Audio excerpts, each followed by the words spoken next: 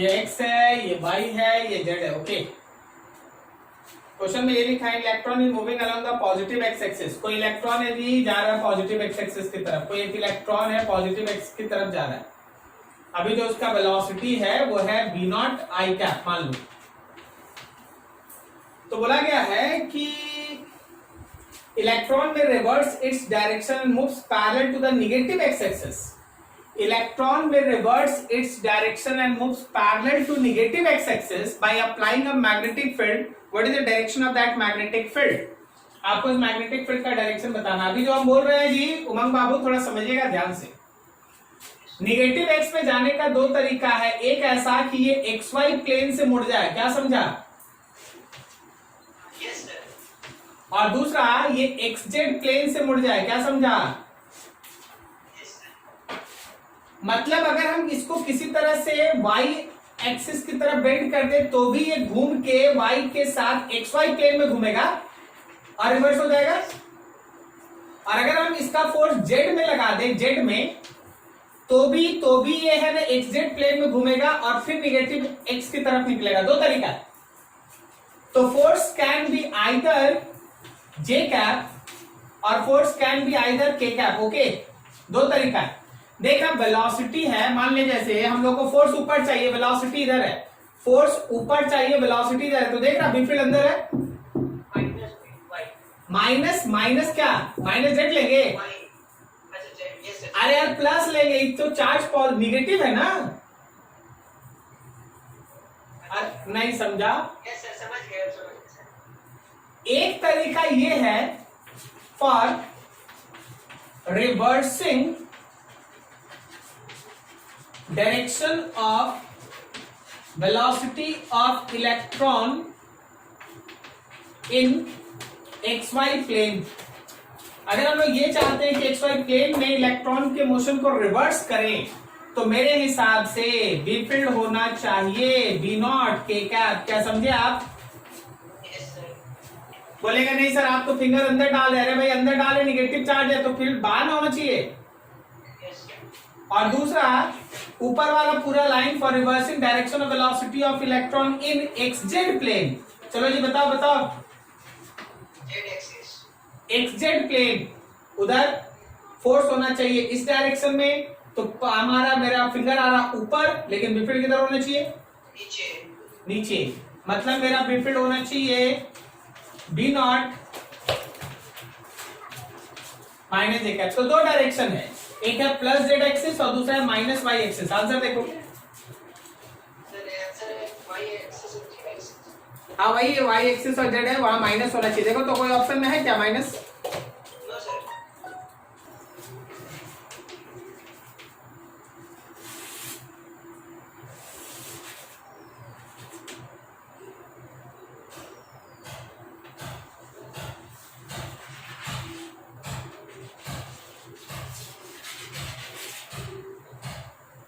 Inner radius A, outer radius B, और A radius से लेके बी रेडियस तक, ए रेडियस से लेके बी रेडियस तक ऐसे वायर है स्पाइरल फॉर्म में, ऐसे वायर है क्वाइल फॉर्म में, ऐसे वायर है क्वाइल फॉर्म में करंट कैरी कर रहा है। क्या तुमको बात समझ में आ रही है? क्या आप लोगों को फिगर समझ में आ रहा है? Yes, sir. हर एक टर्न के अंदर करंट है आई, ठीक है, इनर आउटर ऐसे।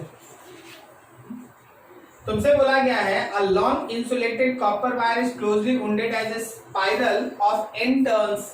यहां से यहां तक n टर्न्स है, n turns. The spiral has inner radius A and outer radius B. The spiral lies in the XY plane and a steady current I flows through the wire. Find the Z component of magnetic field at the center of the spiral. मतलब इस spiral के centre पे magnetic field का value निकालना है। अरे भाई देखो, अगर कोई एक जगह करंट होता, आई करंट होता, तो सेंटर पे मैग्नेटिक फील्ड का फॉर्मूला था mu naught I by 2r। क्या बोलता है? कैसे? Mu naught I by 2r। लेकिन यहाँ पे करंट तो कोई ए पे है, कोई बी पे है, कोई बीच में है। तो तुमको तो पता चलना चाहिए कि हाँ इस तरह के क्वेश्चन को हम लोग बनाएंगे इंटीग्रेशन से। x पतला सा थिकनेस dx और इस dx का यहाँ पे ऐसा तुम मान लो कि हाँ इसमें इतना करेंगे ये ऐसा। अब जो हम लिख रहे हैं उसको थोड़ा ध्यान से देखो, ठीक है। For elementary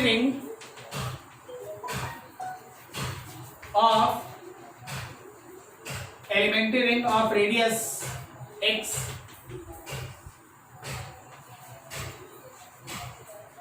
and thickness dx, elementary ring of radius x and thickness dx, क्या उसका स्मॉल करंट जो हम लिख रहे हैं वो समझना, small number of turns into current लिखेंगे।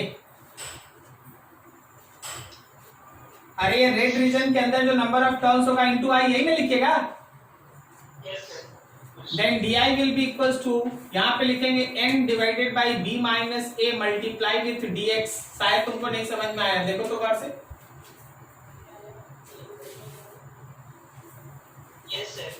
n divided by b minus a करने से यहाँ से number of turns per unit length मिला और उसको dx से मल्टीप्लाई किया तो इसके अंदर का नंबर ऑफ टर्न्स मिला। क्या तुमको ये लाइन समझ में आया सबको? अब चल भाई इंटीग्रेशन में छोटा सा कर लेते हैं। तो स्मॉल मैग्नेटिक फील्ड लिखते हैं, फॉर्मूला होता है ना I into number of turns mu naught ni by 2r, यही होता है। तो अब देखो म्यू नॉट इंटू n हटा दो क्योंकि n से तो यहां मल्टीप्लाई होगा, mu naught I by 2r, r की जगह x लिखे। देखिए यहाँ कॉमन मिस्टेक होगा, स्टूडेंट दो बार नंबर ऑफ टर्न्स ले लेगा। एक बार नंबर ऑफ टर्न्स यहाँ हम ले चुके हैं तो फिर हम नंबर ऑफ टर्न्स नहीं लिखेंगे, करेक्ट ना? तो रिपीट हो गया मेरा mu naught n by B minus A into D X, साथ में i divided by 2x। Integrate कर दो यार, आंसर है। Therefore, repeat is mu naught n by b minus a to integration 1 by x dx, integration 1 by x dx, a से लेके b तक solve कर देना आंसर, ठीक है जी। समझे जी उत्कर्ष बाबू? Yes sir. फटाफट कीजिए कंप्लीट। चलो हम लोग है ना एम्पियर सर्किट लॉ स्टार्ट करते हैं। Ampere circuit law,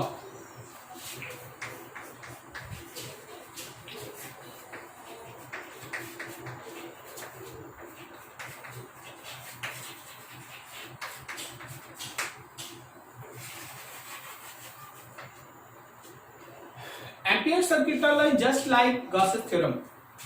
Gauss's theorem का काम क्या था कि विदाउट अ टिपिकल मैथमेटिक्स अगर कहीं चार्ज का डिस्ट्रीब्यूशन है तो उसका इलेक्ट्रिक फील्ड निकालना। उसी तरह एम्पियर सर्किट लॉ का काम है विदाउट टिपिकल मैथमेटिक्स, बिना टिपिकल मैथमेटिक्स यूज किए,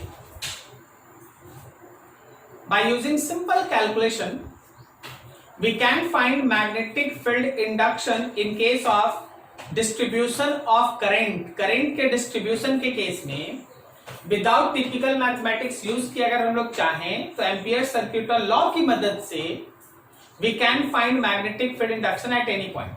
अब आखिर ये एम्पियर सर्किट लॉ होता क्या है?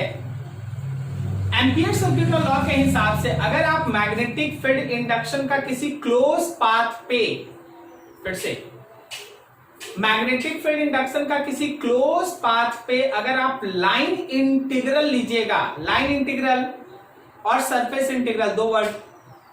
लाइन इंटीग्रल का मतलब है लेंथ के ऊपर इंटीग्रेशन और सरफेस इंटीग्रल का मतलब है सरफेस के ऊपर इंटीग्रेशन। गॉसेस थ्योरम में फ्लक्स था और फ्लक्स सरफेस इंटीग्रल था। एम्पियर सर्किट लॉ में लाइन इंटीग्रल है, लेंथ के ऊपर इंटीग्रेशन करना है, ठीक है। तो according two ampere circuit law अगर हम लोग बी फील्ड का लाइन इंटीग्रल लेते हैं क्लोज्ड पाथ पे तो वो हमेशा mu naught times of net current passing through that closed path के बराबर होता है। जैसे गॉसिप थ्योरम में था 1/ε0 टाइम्स ऑफ क्यू इनक्लोज्ड, यहां होता है 1/μ0 टाइम्स, सॉरी 1 बाई नहीं, μ0 टाइम्स ऑफ करंट थ्रेडिंग, जो थ्रेड करता हुआ जो निकलता हुआ करंट होता है उसका μ0 टाइम्स होता है। तो पूरा स्टेटमेंट है the line integral of magnetic field over any closed path will be equals to μ0 times of net current threading through that closed path. This is Ampere circuit law and we have to discuss about that. थोड़ा लिखो जैसे लिखा रहे, heading डाल लेना ऊपर ampere circuit law, नीचे लिखना statement. According to this law, according to this law,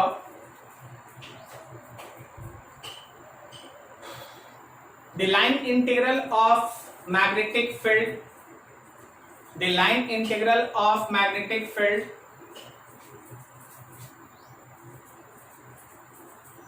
over any closed path, the line integral of magnetic field over any closed path is equals to μ0 times of net current, is equals to μ0 times of net current, μ0 times of net current threading, μ0 times of net current threading through that closed path, μ0 times of net current threading through that closed path। देखो जरा ध्यान से, अगर आप B field का line integral लेंगे B dot D L, this will be equals to μ0 times of I net threading, इसी को आप एम्पियर सर्किट लॉ कहते हैं, μ0 टाइम्स ऑफ आई नेट। क्या हो गया? क्या मीटिंग से निकल लेते सर, क्या ओहो, बहुत बड़ी घटना हो गई, समझा। एम्पियर सर्किट लॉ में पढ़ा रहे थे, ये जरा देखना कि अगर कहीं कोई क्लोज पाथ है और उससे कोई वायर से करंट पास कर रहा है आई, तो इस आई करंट की वजह से इस क्लोज पाथ पे जो बी फील्ड बनता है ना, बी फील्ड बनेगा ना ऐसा, तो इस बी फील्ड का जो इस क्लोज पाथ पे तुम लाइन इंटीग्रल लेगा, वो line integral B dot D L line integral μ0 times of I net के बराबर होगा, समझे। अब आगे देखो, इसमें अलग अलग चीज देखो, समझो। अगर मान लीजिए जैसे मेरे पास, थोड़ा ध्यान से देखिएगा, बताइए इसमें करंट बोर्ड के अंदर जा रहा है या बाहर? अंदर जा रहा है। और एक और ऐसा बना दिए गोल, ठीक है, ऐसा बना दिया ऐसा, और इसमें दे दिया ऐसा डॉट और लिख दिए 2i। अब हम तुमसे बोले कि देख भाई इसको 1 मान लेना और इसको 2 लिख ले, तो बता अगर हम लोग बी फील्ड का लाइन इंटीग्रल लेते हैं 1 के ऊपर, तो μ0 टाइम्स ऑफ कितना होगा? आई होगा, μ0 टाइम्स ऑफ आई होगा केवल। लेकिन अगर हम लोग यही लाइन इंटीग्रल 2 के ऊपर लेते हैं, तो ये μ0 टाइम्स ऑफ कितना होगा बोलो? आई, फिर से आई ही होगा, क्योंकि यहाँ डॉट से 2i है तो क्रॉस से आई है। क्या होता है, समझ में आया क्या? यस ठीक है, अब और आगे देखना। मान लो जैसे ये एक सरफेस लेंथ है और वायर ऐसे पार हो रहा है बाय मेकिंग एन एंगल 60, और ये करंट आई है, तो अगर हम इस क्लोज पाथ के ऊपर बी फील्ड का लाइन इंटीग्रल लेंगे तो वो कितना होगा? μ0 टाइम्स ऑफ कितना होगा? आई cos 30, बस आई होगा, cos 30 sin 30 से कोई मतलब नहीं है। जैसे गॉसेस थ्योरम में कोई क्लोज सरफेस के अंदर चार्ज कहां रखा है, इससे कोई मतलब नहीं। अगर अंदर में चार्ज क्यू है तो q/ε0, क्या बोलता है? यस सर, उसी तरह वायर कैसे रखा है इससे कोई मतलब नहीं। अगर करंट आई निकल रहा है देन μ0 आई।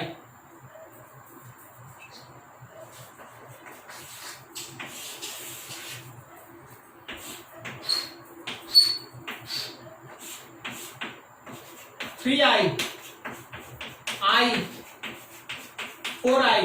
अगर हम इस क्लोज्ड पाथ के ऊपर लाइन इंटीग्रल लेंगे, बोलो कितना answer?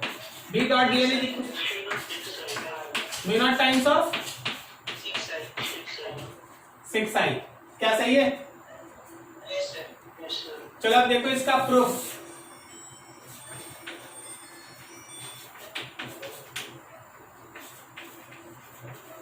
Considering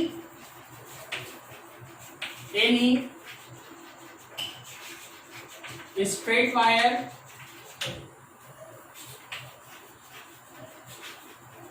carrying I current and circular amperial loop। देखो मान लो आप लोगों के पास एक वायर है जिसमें आई करंट जा रहा है, इसके चारों तरफ आप एक इस तरह का सर्कुलर एम्पीरियल लूप सपोज कर लीजिए, इस तरह का एक सर्कुलर एम्पीरियल लूप सपोज कर लीजिए। ओके, अगर इसमें करंट आई है और सर्कुलर एम्पीरियल लूप का रेडियस है आर, तो जरा इस आई करंट को ध्यान में रख के बीफील्ड का डायरेक्शन देखो। क्या ये बीफील्ड ऐसे फिंगर की तरह गोल गोल घूमेगा? तो इस इंस्टेंट पे बीफील्ड का टेंजेंशियली ऐसे होगा। तो हम यहां दिखाना चाहते हैं कि जो हमारा डीएल का डायरेक्शन है, जो हमारा डीएल का डायरेक्शन है, बीफील्ड उसके साथ पैरेलल है। क्या बोलता है? सही है। फायदा इससे ये होता है कि जब आप डॉट प्रोडक्ट लिखते हैं तो डॉट प्रोडक्ट मतलब cos theta,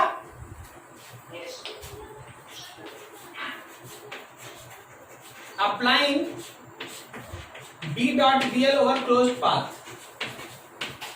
so it can be written as B dl cos 0 degree।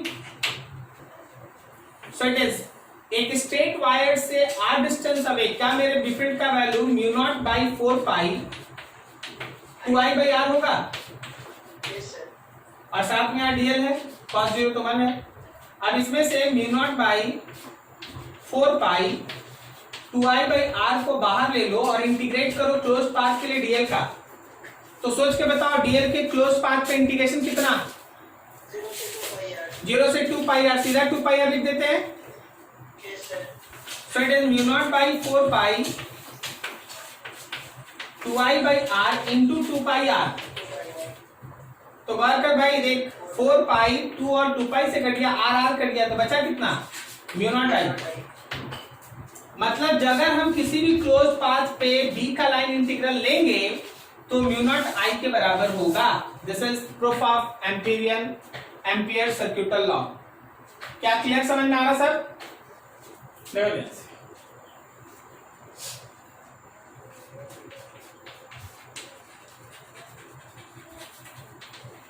Derivation for B field at any point in case of thick wire carrying current uniformly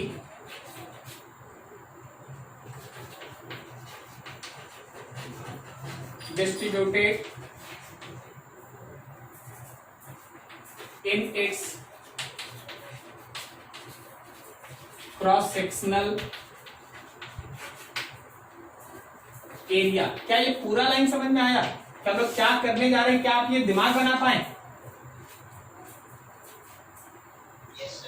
अभी तक आप थिन वायर के बारे में पढ़ते थे कि अगर थिन वायर में करंट आई है तो उसके बाहर ही बात होता है, थिन वायर के सरफेस या अंदर में बात नहीं होता है। लेकिन अब आप पढ़े थिक वायर, मोटा सा वायर, पूरे क्रॉस सेक्शन में करंट फ्लो कर रहा है, तो इस बार 3 हिस्से में बात होगा, अंदर, सरफेस पे, बाहर, तीनों। बाहर तो वैसे ही बिहेव करेगा जैसे कि जनरल वायर करता है, लेकिन अंदर और सरफेस पे अंतर होगा। मान लो जैसे हम लोगों के पास एक ऐसा वायर है इनफाइनाइटली लॉन्ग, और इसका ये रहा क्रॉस सेक्शन, ऐसा क्रॉस सेक्शनल व्यू।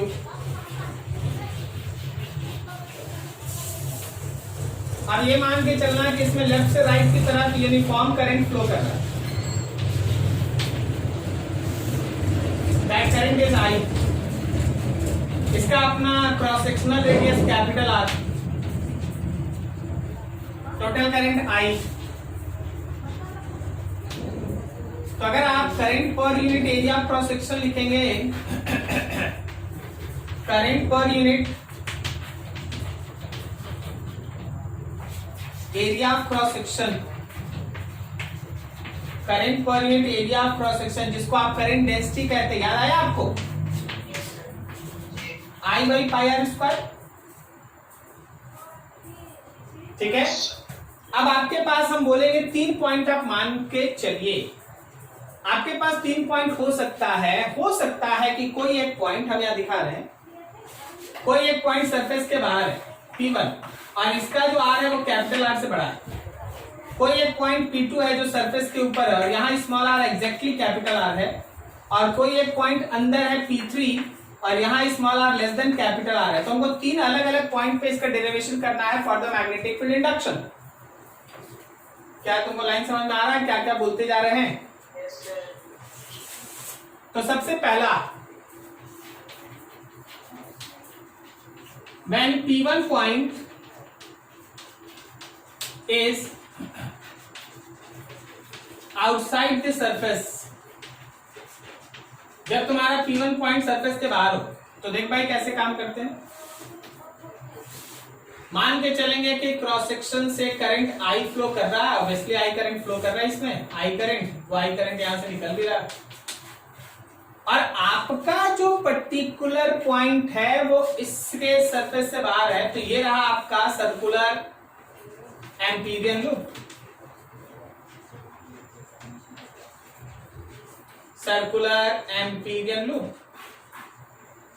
अब सोचो जी, सोचो, राइट की तरफ करंट जा रहा है तो इसका मैग्नेटिक फील्ड ऐसे घूमेगा। तो किसी भी पॉइंट पे जब आप बी फील्ड लीजिएगा तो क्या वो उसके लेंथ के साथ टेंजेंट होगा? भाई सर ऐसा क्यों बता रहे हैं? अरे भाई फिर से तुमको डॉट प्रोडक्ट लिखना है ना, इसलिए एंगल हमको पता रखना हो। बी और डीएल के बीच का एंगल कितना? 0। Applying ampere circuital law, then closed integration of B dot dl over that closed path is mu naught times of net current. So d dl cos 0 is mu naught times of I he current निकल रहा। B बाहर कर लो यार, integration करो dl का, is mu naught times of I। d dl का integration क्या लिखते हैं? 2 pi r is mu naught I। सो बेफिट हो गया 1 by या mu naught by 2 pi I by r। आप इसी को लिखते हैं mu naught by 4 pi 2I by r। याद है आपको? अगर आपका पॉइंट बाहर है तो कोई थिक वायर भी, अगर आपका पॉइंट बाहर है तो कोई थिक वायर भी किसी थिन वायर की तरह ही मैग्नेटिक फील्ड दिखाता है। 1 by 4 pi epsilon naught 2I by d 2I by r, 1 by 4 pi epsilon naught 2I by d 2I by r। जब आप सरफेस पे बात करते हैं, for P2 point small r is exactly capital R। याद रखना कि डिफरेंट का इक्वेशन होता है mu naught by 4 pi 2I by capital R। ये रखिएगा डिफरेंट का मैक्सिमम वैल्यू, ये सबसे बड़ा डिफरेंट होता है सरफेस के ऊपर, डिफरेंट का सबसे बड़ा वैल्यू होता है mu naught by 4 pi 2I by capital R। अब जो डिस्कशन है that is third, inside. For P3 point क्या हो गया वीडियो में?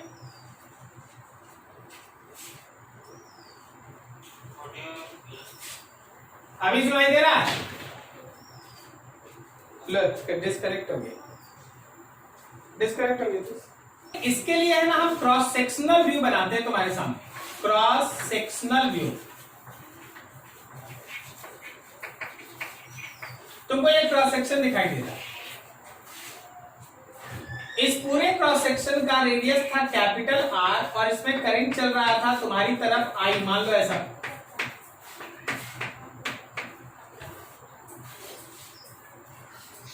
फिर हम यहां स्मॉल आर रेडियस का एक एम्पीरियन लूप लिए, तो हमको तो इसके अंदर का ही करंट में निकालना है।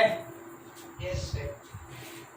तो क्या हम इसके अंदर के करंट को देखना, जरा ध्यान से समझना, क्या हम इसके अंदर के करंट को current per unit area into area into लिख सकते हैं? सब कोई देख लो, सबसे इंपॉर्टेंट लाइन वही है। हाँ ये हुआ, अभी तक बोला नहीं था, आज अभी सुनाई दिया। मिलन बाबू आ गए? हाँ लेकिन पता नहीं चला था ना, आज कुछ बात नहीं हुई ना ऐसे। ओके इसलिए सब समझ में आ रहे थे। अब देख भाई देख, सबसे पहले करंट में पूरे एरिया से डिवाइड कर दिया, समझे मिलन? तो हो गया करंट पर यूनिट एरिया, ये देख रहा है ना, करंट पर यूनिट एरिया। और फिर अगर मान ले जैसे हमको इतना छोटा सा एरिया से करंट चाहिए, तो वही एरिया से मल्टीप्लाई कर देंगे। वही किए हैं, करंट पर यूनिट एरिया लिख दिए और फिर जितने एरिया से चाहिए था उससे मल्टीप्लाई कर दिए। तो मेरा क्या कर सकते थे, आर से माइनस करके क्या करेगा? तो बाहर वाला चाहिए क्या तुमको?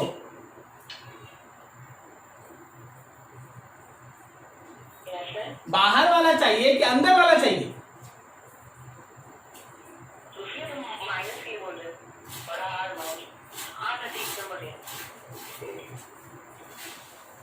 पाई पाई कट गया, I dot small R square by capital R square. Now using Ampere circuital law, so B field का क्लोज पाथ पे जो इंटीग्रेशन है, this will be equals to mu naught times of I net. B field का B बाहर निकाल लो भाई, D L का integration is mu naught times of I net के जगह पे I into small R square divided by capital R square. तो इसको लिखते हैं B dot 2 pi R is mu naught I small R square by capital R square.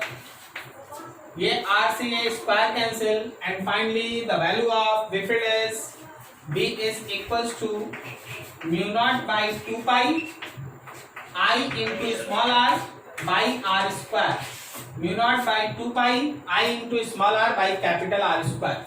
ये रहा बेफिल्ड का वैल्यू, थोड़ा यहाँ तक नोट कर लो, उसके बाद बहुत सारा पॉइंट है दिखाएंगे। क्या ये तीनों डेरिवेशन के तीनों सेक्शन में कोई प्रॉब्लम? अच्छा नोट कीजिए, कोई डाउट होगा फिर पूछ लीजिए, पहले नोट।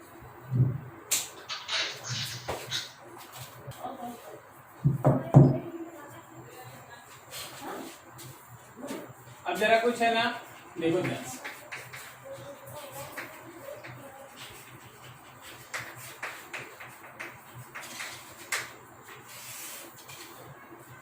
अगर हम लोग के पास ये एक थिक वायर है, जिस पर्टिकुलर वायर के अंदर अपना रेडियस है आर और इसमें आई करंट यूनिफॉर्मली फ्लो कर रहा है, तो अगर हम लोग B field small R less than capital R लेते हैं, मतलब अंदर, तो म्यू नॉट बाई 4 पाई था ना, 2 I small R by R square, यही था ना, यही आया था ना। यहाँ पे आप 2 पाई कर सकते हैं, ये 2 हट जाएगा। अगर हम लोग B field small R is equal to capital R लेते हैं, small R is equal to capital R, then mu naught by 4 pi 2 I by R था। और थर्ड, अगर हम लोग ये B field small R greater than capital R लेते हैं, तो mu naught by 4 pi 2 I by small R था। इन तीनों बेफिल्ड में मैक्सिमम कौन है? तो मैक्सिमम ये सरफेस पे, ओके। अंदर में क्या है, तो अंदर का खास बात आप देखिए कि यहाँ जो बी फील्ड है वो स्मॉल आर के साथ प्रोपोर्शनल है, जैसे जैसे डिस्टेंस एक्सिस से बढ़ेगा वैसे वैसे बी फील्ड बढ़ेगा। और यहाँ खास बात क्या है, तो यहाँ बी फील्ड जो है वो आर के साथ इनवर्सली है, जैसे जैसे डिस्टेंस बढ़ेगा वैसे वैसे बी फील्ड घटेगा। समझ में आया क्या? तो इन सब को ध्यान में रख के अगर आप इसका ग्राफिकल एनालिसिस करते हैं,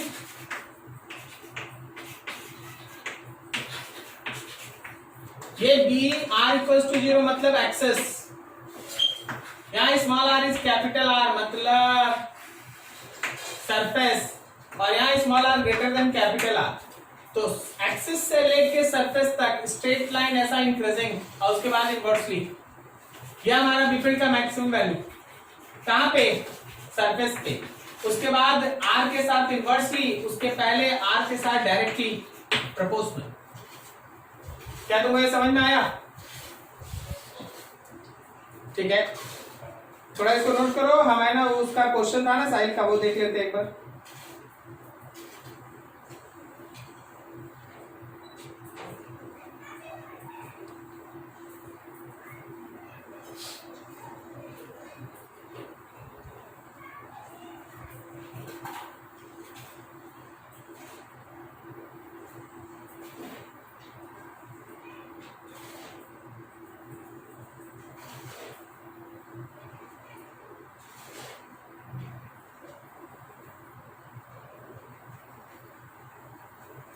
क्वेश्चन सुनना। A cylindrical long wire of radius capital R carries a current I uniformly distributed over the cross-sectional area of the wire. The magnetic field at a distance x from the surface inside the wire is. Magnetic field at a distance x from the surface inside the wire is. Inside the wire लिखना है तो कौन सा? ये वाला formula लगाएगा, बस solve कर दो आंसर।